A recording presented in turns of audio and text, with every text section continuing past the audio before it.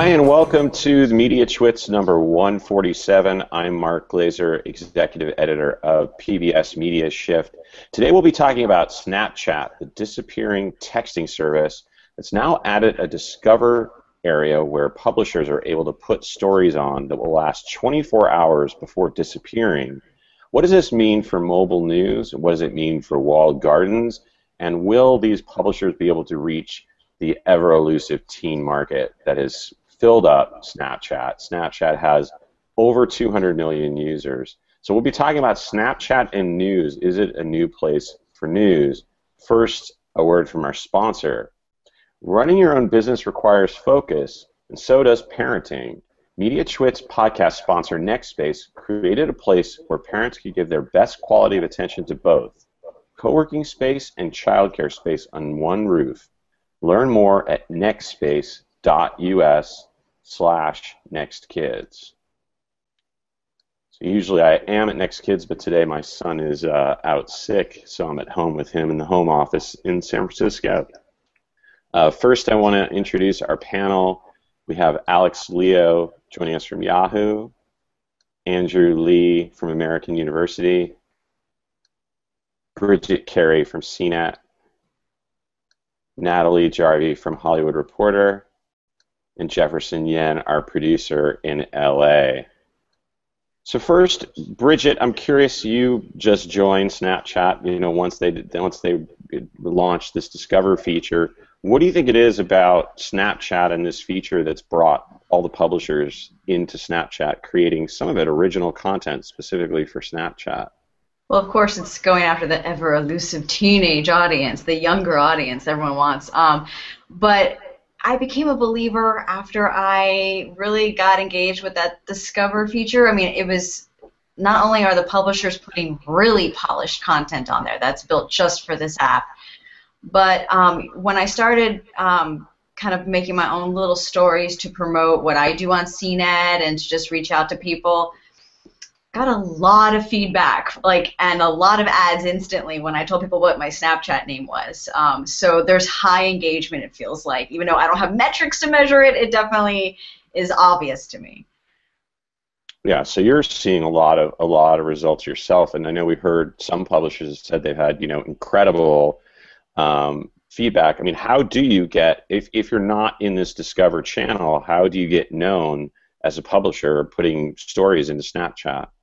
Well, you have to hope that someone knows your name. So in my case, I told my followers about it. I put it on my Twitter profile and did it on my mentioned it on my web show. But yeah, that's a big challenge. You have to broadcast it on other social networks just to get people who are aware of Snapchat to find you, because there's no real tool unless you know their name, I believe. And then secondly, the people who do want to see your stuff, I mean, going back to your first question about engagement, it's that whole feeling of missing out, I think, is what makes people want to keep coming back, because you know that you might miss out on what happens if it's all disappearing the next day. And so we saw just in the past week or two, when they came out with Discover, Madonna launched a music video on Snapchat, and you could only see it there for 24 hours. And so it's a platform where I guess you can go kind of viral socially, in the sense that, oh, you got to be on Snapchat, you didn't see this thing, and so it's more of a word of mouth, if anything else. And I see some people have boards going, hey, do you know anyone cool on Snapchat? Oh yeah, follow this person, I found their screen name. So it's a lot of word of mouth too, in a way. Yeah, and I wonder if that'll change over time. Once people kind of figure out how to find people, that there'll be maybe a Discover for people too, so that you're not having to do this kind of sharing over in other ways. Yeah, you can't actually search Bridget Carey like you can with Twitter or Facebook. You have to know my awkward username because someone already has Bridget Carey. So it definitely is something that is hard to announce. There's no profile that you can really share, unless now they have this thing where you can take a screenshot of a QR code in a way with that app. But I took a picture of that QR code and put it on Twitter. There's a lot of layers involved to get people to even know how to find me. Yeah. And Natalie, I'm curious on your take, Snapchat basically creating its own content. There's a Snap channel where they have this Madonna video, where they have their own original program. What does this mean for something that really people has known as this disappearing text platform to be getting into actual original programming and content? Yeah, well, that's been Snapchat's kind of biggest challenge in the last couple of years is how do they evolve from being a place where messages last for 10 seconds to a place where you can go and find content that's a little bit more everlasting. Now with Discover, the content lasts for about 24 hours. And what's really interesting is that Discover has a number of partners. Snapchat also has its own channel. That's where the Madonna video launched. That's where they have some original programming. They have a web series or a Snapchat series that airs every Saturday. And what's interesting about that is it is kind of creating this kind of water cooler moment. And the creatives that I've talked with say that they really like it because you have to go, you have to watch it at that set time, and then it's gone. So it forces people to kind of be in the moment, to share it, to interact about it, and then come back the next week. And as creatives, it kind of takes you back to those days before DVR, before binge watching, when everyone would watch a show on Wednesday night and come into the office the next day and talk about it. The interesting thing is the way that it's put, that content is in the Discover channel. It's really just decided by the publishers, decide what they want to put there, and they sell ads that go into that section. But this isn't about who shares it the most. You can't even really share the stories. I mean, this is very much kind of the old portal model for content on a place like AOL in the day and Yahoo even. I mean, it's interesting the way they do it. What do you think about this? The chance for publishers here, and also the advertising that's going to go there? Well, they're starting with a select number of premium advertisers, and they've got, I think, Mercedes, BMW, McDonald's. They've got some big name people backing these projects, and I don't think it's meant to be a place that you go to get everything. They're really going after this core demo of millennials or the generation under the millennials, where they're not going to a CNN to get their news. They're not turning on the TV. So by providing them with a kind of a curated bit of content every day, it kind of provides them with the information that they need to know, and makes them familiar with those brands, so that then maybe later they will go to the CNN website or to the Yahoo homepage or something like that. It's kind of their entry into a larger media ecosystem. I'd love to hear Alex talk about it from the Yahoo perspective too. Yeah, well, we really want to know, since Yahoo is one of the channels in Snapchat. What do you think? I mean, what does Yahoo get out of this, you think, Alex? Well, so I think that a part of it is the approach, is that Snapchat came at it saying, let me go back a minute. A lot of social networks that I love and I use and Yahoo is involved with have over the years developed into these places that want to host your content as opposed to pushing traffic to your site for people to view content. And it's happened gradually, and I think it's a frustration that you can read about on the All constantly, that you can read about in social journalism chat rooms. It feels sometimes that old school social media networks are trying to get you to put the content on their site as opposed to being your partner in creating value for the user. Snapchat didn't do it that way. They were very clear that the content was going to live on Snapchat, but that this was our editorial control, and this was your chance to reach a new audience. And I think that kind of transparency about it made it wholly palatable in a way that, Facebook dinging you for video posts because they want you to use their native player felt less good, So I think that's one of the appeals. There's also like the you talk about the millennial, the group, and I love how like the millennial name keeps getting attached to everyone. So I was a millennial when I was young, and now like I'm like an older millennial, and there's like young millennials, and I'm like, okay, this is just weird. And like I know it's all advertising dollars. Yeah, right. Yeah, like I mean, whatever. Anyone can be a millennial, but like it's chasing the advertising dollars, and Snapchat had to find a way to have content in there people could advertise against that it lasted a little longer and wasn't creepy and like didn't like it was just like their business model didn't exist, so this makes a lot of sense to me. Yeah, it wouldn't make a lot of sense putting ads on like disappearing sex. Yeah, disappearing sex would be a great name for a social network though. And how do you monetize it? So Andrew, you're the crusty skeptic in this whole thing. I mean, what do you think about going back to the walled garden? Get your content in here. We'll decide who gets to play in our content world.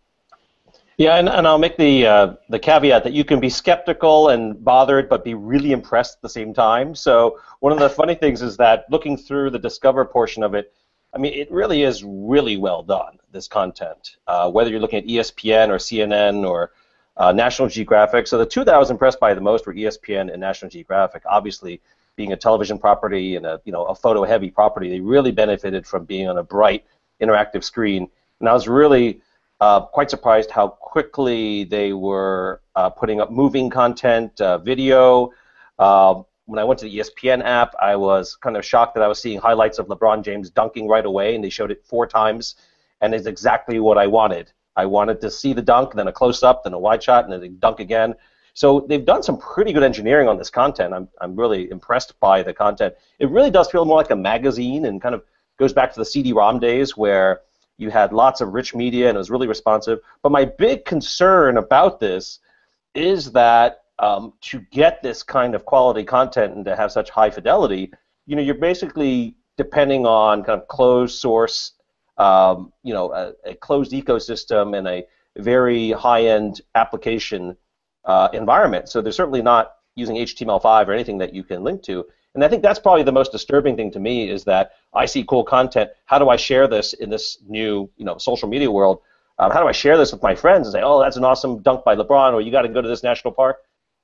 You can't, and it doesn't seem obvious that you can do anything with this content other than consume it where it is. And folks will make money off the ad dollars who are putting things here.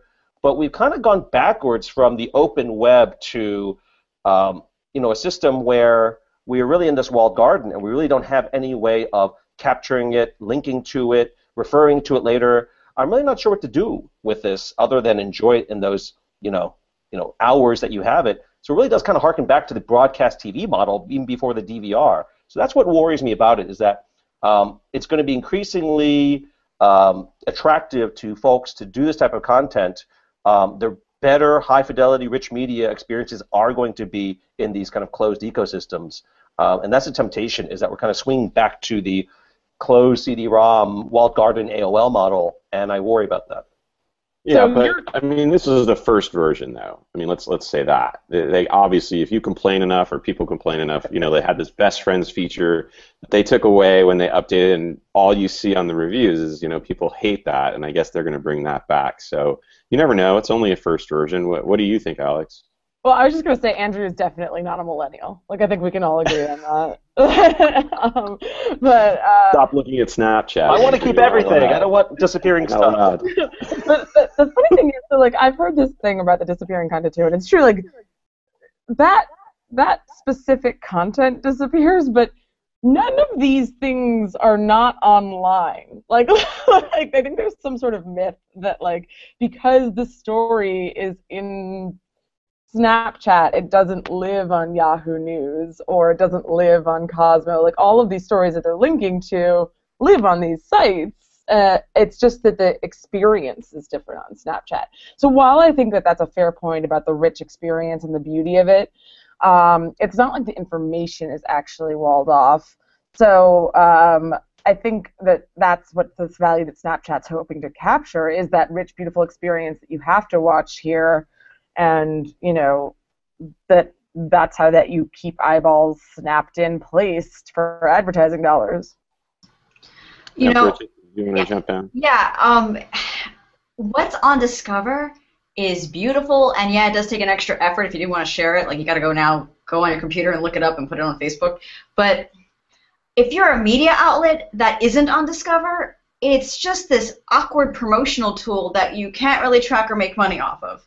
I've been watching what we're doing with CNET and our account CNET Snaps, and it's really just these awkward little kooky photos. It's not polished like you see on Discover. It's just a photo, a video, and something written on it. And same thing with me. If I tell people to check out something I'm doing, I'm just hoping that maybe then they'll want to see what I did on Twitter or Facebook. So I'm waiting for that moment where they go, okay, maybe after some time passes, they'll give something more to media companies who aren't on the Discover page, but are able to, I don't know, do something a little more to track the engagement or to just, I don't know, link out. Because, yeah, if you don't have that kind of motivation, why would a media company want to keep investing so much time other than to just be a part of what's cool right now?